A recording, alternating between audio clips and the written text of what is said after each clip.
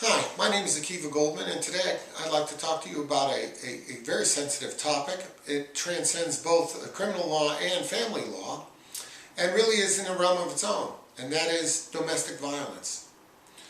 Domestic violence, statistically speaking, has become more and more part of everybody's family life in one form or another. The incidents of reported domestic violence have been way up over the last 5 years. Could it be because people are becoming more violent? I suppose it's possible.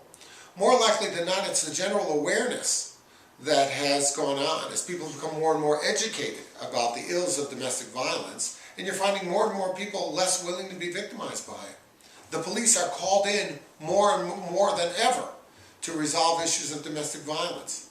By husbands, by wives, by neighbors sometimes who hear shouting, and they'll call the police, and all of a sudden somebody will be taken away in handcuffs because of domestic violence.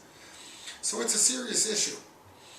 The reason why it's important is not only because of the criminal implications, because domestic violence is assault and battery.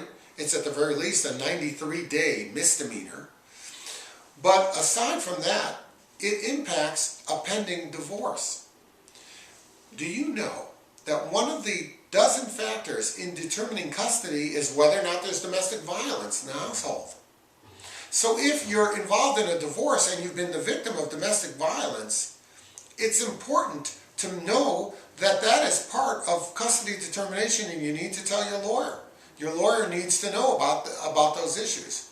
Now, of course, I'm not suggesting that that kind of thing would be kept a secret, but domestic violence is different forms, and it shows itself in different forms.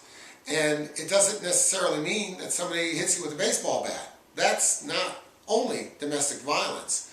A shove, a grabbing of somebody's arm, any violent, offensive contact could very well be domestic violence.